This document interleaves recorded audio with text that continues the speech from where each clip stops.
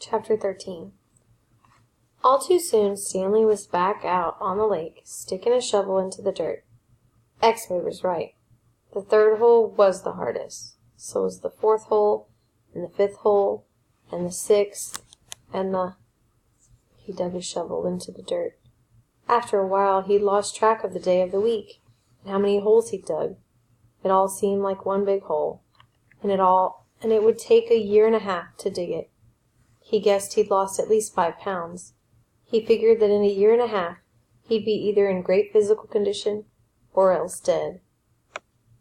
He dug his shovel into the dirt. It couldn't always be this hot, he thought. Surely it got cooler in December. Maybe then they froze. He dug his shovel into the dirt. His skin had gotten tougher. Didn't hurt so much to hold the shovel. As he drank from his canteen, he looked up at the sky. A cloud had appeared earlier in the day. It was the first cloud he could remember seeing since coming to Camp Green Lake.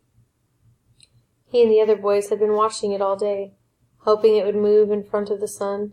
Occasionally it got close, but it was just teasing them. His hole was waist deep. He dug his shovel into the dirt.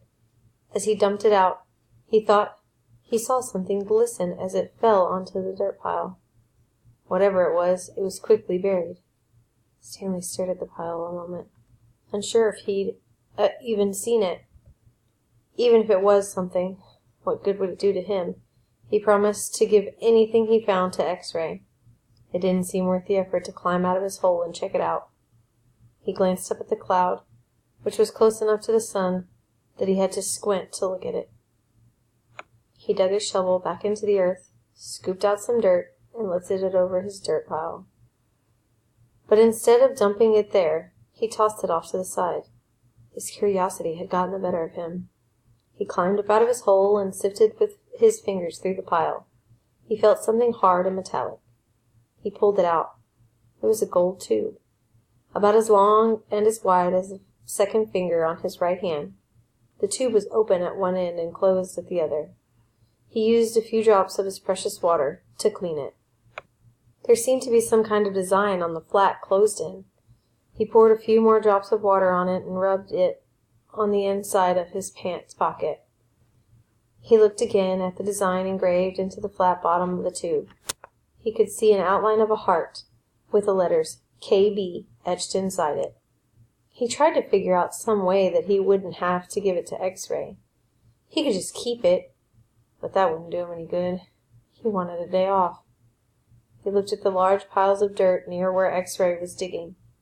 X-ray was probably almost finished for the day. Giving the rest of the day off would hardly do him much good. X-ray would first have to show the tube to Mr. Sir or Mr. Pendanski, who would then have to show it to the warden. By then, X-ray might be done anyway. Stanley wondered about trying to secretly take the tube directly to the warden. He could explain the situation to the warden, and the warden might make up an excuse for giving him the day off, so X-ray wouldn't suspect. He looked across the lake toward the cabin under the 2 oak trees. The place scared him.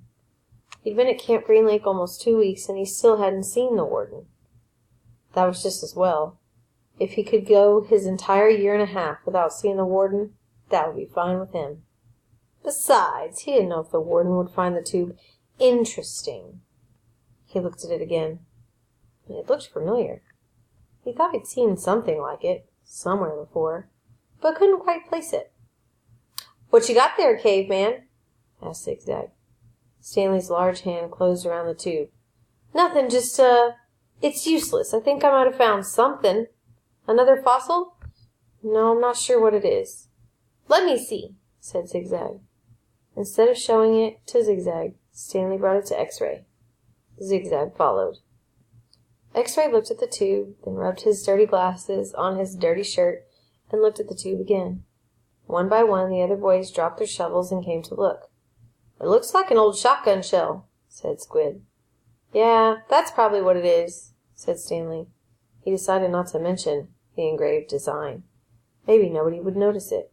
He doubted X-ray could see it. "No, it's too long and thin to be a shotgun shell," said Magnet.